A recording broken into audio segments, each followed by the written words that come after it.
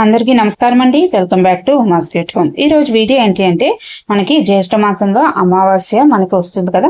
ఈ అమావాస్య రోజు మన యొక్క కర్మ ఫలితాలను తగ్గించుకోవడానికి, మనం ఏ పని చేపట్టినా అందులో విజయం చేకూరడానికి, నరదృష్టి, నరపీడ, నరబాధ, ఇలా చెడు దృష్టి నుండి అలాగే ప్రతికూల శక్తుల నుంచి బయటపడడానికి అమావాస్య రోజు మనం చేసుకునే ఒక చిన్న సులభ పరిహారాన్ని తెల్ల ఆవాలతో చూపించబోతున్నానండి. ఆ విషయాలు ఈరోజు వీడియోలో షేర్ చేయబోతున్నాను. వీడియోని ఎక్కడ స్కిప్ చేయకుండా చూడండి. అలాగే మన శ్రీ పంచమి పూజా నెట్స్ లో అన్ని రకాల పూజా సామాగ్రి అందుబాటులో ఉంది.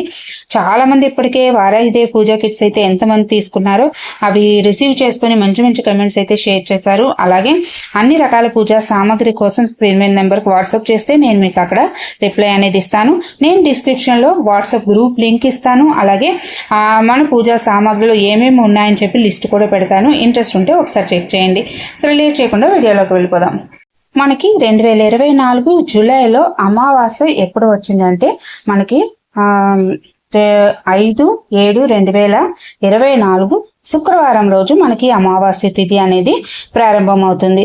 ఎప్పుడు అంటే అమావాస్య తెల్లవారు 4:27 ప్రారంభమై మరుసటి రోజు అంటే శనివారం 6వ తేదీ తెల్లవారు 4:27 వరకు మనకి అమావాస్య తిథి ఉంది. అంటే శుక్రవారం అంతా కూడా మనకి అమావాస్య తిథి ఉంది. ఆ తర్వాత మనకి శనివారం ఆషాఢ మాసం మనకి ప్రారంభమవుతుంది. అయితే ఇప్పుడు నేను చెప్పబోయే పరిహారాన్ని శుక్రవారం సాయంత్రం 6 గంటల తర్వాత ఈ పరిహారాన్ని చేసుకోండి. ఏం చేయాలి అంటే మనకున్న సమస్యలకి పరిష్కారాల కోసం అనేక రకాల పరిహారాలు, పూజలు అనేవి చేస్తూ ఉంటాం. అయితే కొందరికి అందులో విజయం సాధిస్తారు, కొందరు విజయం సాధించలేరు. దానికి కారణం ఏంటంటే మన పూర్వజన్మలో కర్మ ఫలితం.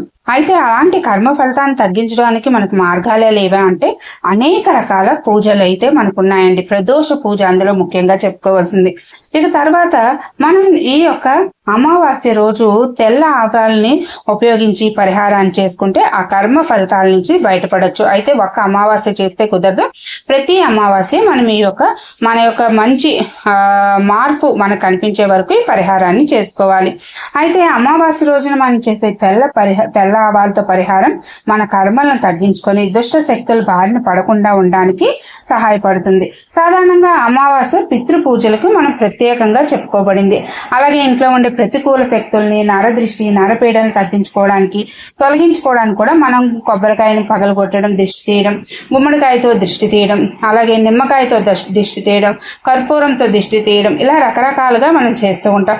అయితే వాటితో పాటు ఈ తెల్ల ఆవాలతో ఈ పరిహారం చేయడం వల్ల మన ఇంట్లో ఉండే నెగిటివ్ ఎనర్జీ బారిన పడకుండా, అలాగే ఒకవేళ పడకుండా ఉండడానికి, అలాగే పడినా బయటపడడానికి ఈ పరిహారం మనకి బాగా ఉపయోగపడుతుంది. అలాగే భవిష్యత్తులో మనకి ఎలాంటి హాని జరగకుండా ఉంటుంది. అలాగే కర్మ ఫలాన్ని తొలగిస్తుంది. ఎవరింట్లో అయితే తెల్ల ఆవాలు ఉంటాయో వారింట్లో నెగిటివ్ ఎనర్జీ ఉండదు. ఎందుకంటే మనం వీటితో చేసే ఏ రెమెడీ అయినా ప్రతికూల శక్తుల్ని మనకి దూరం చేస్తుంది. అయితే ఈ పరిహారాన్ని మనం అమావాస్య సాయంత్రం 6 గంటల తర్వాత మనం చేయాలి. ఏం చేయాలి అంటే ఇంట్లో ఉండే కుటుంబ సభ్యులు 4 ఉంటే 4, 5 ఉంటే 5, 3 ఉంటే 3 తూర్పు ముఖంగా అంటే తూర్పుని చూస్తున్న విధంగా కూర్చోబెట్టాలి. కూర్చోబెట్టిన తర్వాత ఒక ఎరుపు రంగు వస్త్రాన్ని చతురస్రాకారంలో స్క్వేర్ షేప్లో తీసుకొని దాంట్లో కొన్ని తెల్ల ఆవాలని వేసి ఒక మూటలాగా అనేది కట్టండి.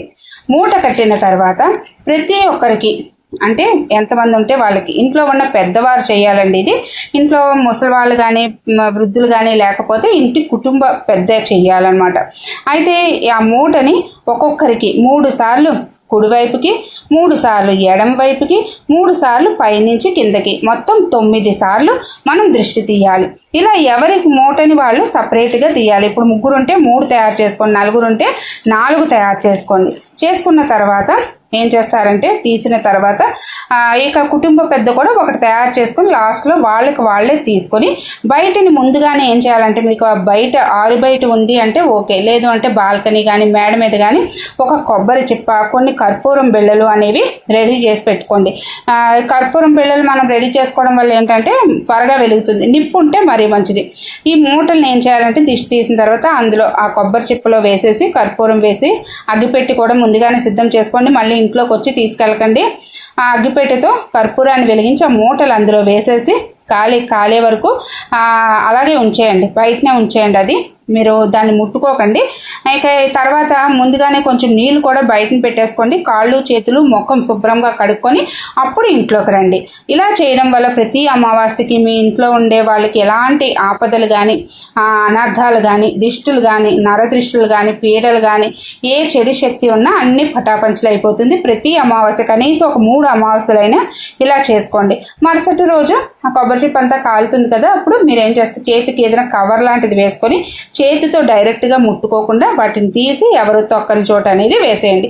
ఇలా మనం ఈ తెల్ల ఆవాలతో పరిహారం చేయడం వల్ల మనకున్న దృష్టి, మన కుటుంబాన్ని పట్టి పీడిస్తున్న ఎలాంటి బాధలు తొలగిపోతాయి. ముఖ్యంగా కర్మ ఫలితాలు నశిస్తాయి. అదండి ఈరోజు వీడియో. ఈ చిన్న పరిహారాన్ని చేసుకొని మీరు అందరూ లబ్ధి పొందాలని మనస్ఫూర్తిగా కోరుకుంటున్నాను. అలాగే మన శ్రీ పంచమి పూజా నీడ్స్లో ఉండే పూజా సామాగ్రి ఏమైనా కావాలంటే స్క్రీన్ మీద నెంబర్కి వాట్సాప్ చేస్తే నేను మీకు రిప్లై ఇస్తాను. మళ్ళీ ఇంకొక మంచి వీడియోతో